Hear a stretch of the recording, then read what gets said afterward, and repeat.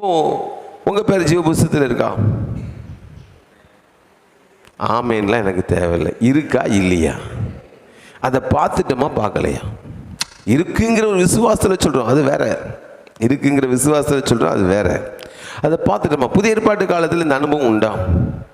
வாசிங்க பிலிப்பியர் 4வது அதிகாரம் 3வது வசனம். அன்றியும் உத்தம கூட்டாளியே, அவனுக்கு உதவியாக இருக்கும்படி உன்னையும் வேண்டிக் கொள்கிறேன்.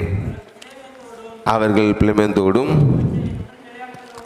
மற்ற என் உடன் வேலையாட்களோடும் கூட சுவிசேஷ விஷயத்தில் என்னோடு கூட மிகவும் பிரயாசப்பட்டார்கள். அவர்களுடைய நாமங்கள் ஜீவ புஸ்தகத்தில் இருக்கிறது. பவுல் பிலிப்பியருக்கு எழுதும்போது சொல்றார், அவங்க என் கூட சேர்ந்த ஊழியம் செஞ்சாங்க, அவங்க நாமங்கள் ஜீவ புஸ்தகத்தில் இருக்குது. அப்போ நான் புதிய ஏற்பாடு என்ன கற்றுக் கொடுக்கிறது? உங்கள் பேர் ஜீவ புஸ்தகத்தில் இருக்கிறதையும் நீங்கள் பார்க்கலாம், உங்கள் கூட ஊழியம் செய்கிறவங்க பேர் ஜீவ புஸ்தகத்தில் இருக்கிறதையும் பார்க்கலாம். பழைய ஏற்பாட்டில் இருந்த அதே காரியம் புதிய ஏற்பாட்டு காலத்திலையும் இருக்கிறது.